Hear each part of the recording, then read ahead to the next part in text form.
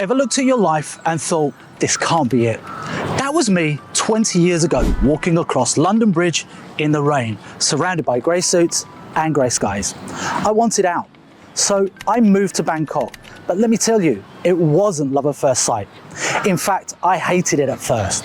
Here's the unfiltered truth about why I moved, why I stayed, and why Bangkok is both a dream and a nightmare. I moved to Bangkok from London over 20 years ago because I wanted something completely different. And boy, did I get it. But here's the thing, when I first arrived, I hated it. I just left one big city and Bangkok felt like everything I didn't want. Chaotic, overwhelming, and hot as hell. But over time, something changed. I fell in love with this city, its quirks, its chaos, and its charm. So let me break it down for you, the good, the bad, and the downright ugly about life as an expat in Bangkok. Let's start with the challenges. First up, the language barrier. Thai is hard. I mean, it's tonal.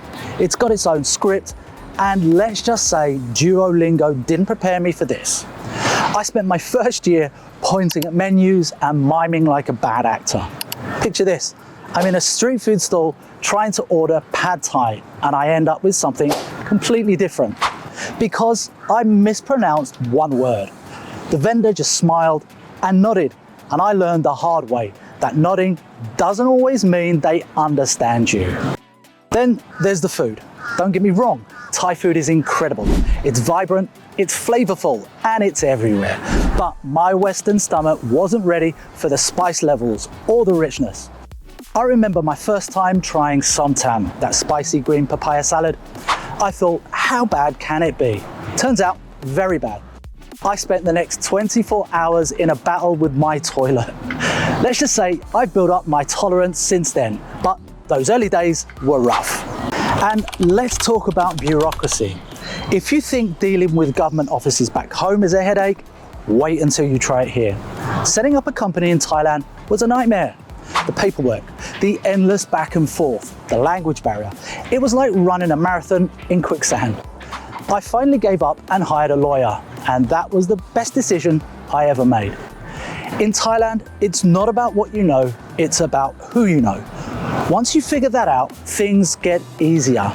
But getting to that point, it's a test of patience. Oh, and let's not forget the traffic.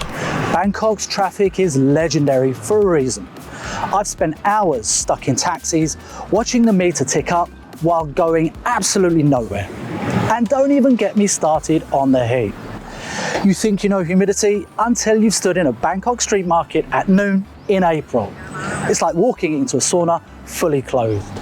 But here's the thing, these challenges, they're part of the experience. They're what make living here an adventure.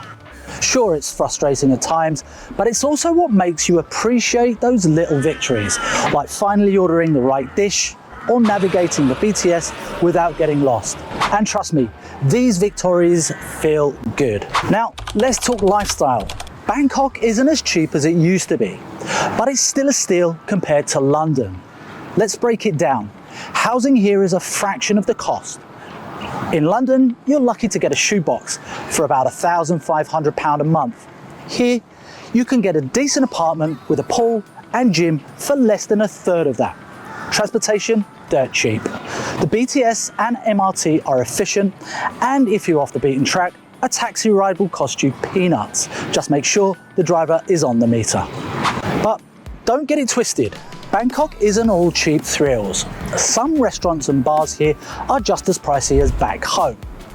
I've paid £10 for a cocktail at a rooftop bar and thought, this feels suspiciously like London. But here's the difference. In Bangkok, you have options. You can splurge on a fancy dinner one night and eat like a king at a street food stall the next. The work-life balance here? Unbeatable.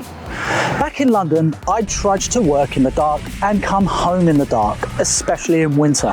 It was miserable. Here, it's eternal summer, hot, sticky, and sometimes unbearable, but at least it's not depressing. Sure, you'll sweat through your shirt by 9 AM, but you'll also have daylight after work. And let's be real, there's something liberating about not having to plan your life around the weather. And the culture? I love exploring Bangkok's hidden alleys on weekends. You never know what you'll find. A tiny cafe with the best iced coffees you've ever had, a street artist painting a mural, or a temple tucked away between buildings. It's a city full of surprises. Sure, I miss my family back home and the parks. London has its charm with its green spaces and historic landmarks, but Bangkok has its own magic. It's chaotic, it's messy, but it's alive. There's an energy here that you don't get back in London.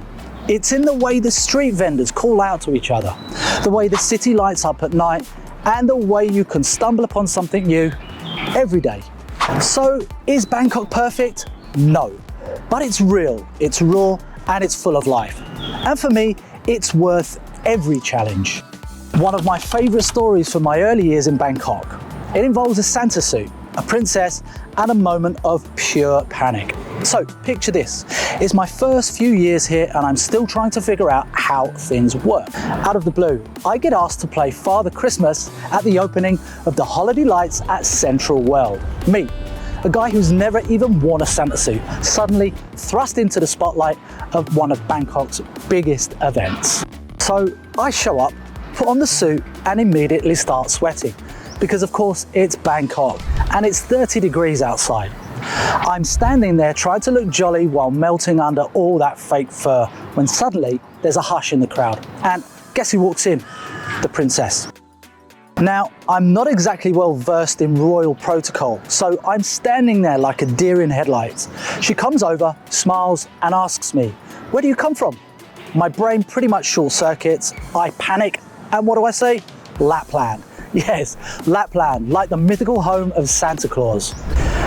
Thankfully, she laughs and moves on. I didn't get arrested, so I'll call that a win. But let me tell you, that taught me two things. One, always think before you speak, especially around royalty. And two, Bangkok is full of unexpected adventures. One day you're just another expat trying to figure out how things work, and the next you're sweating in a Santa suit and making small talk with a princess.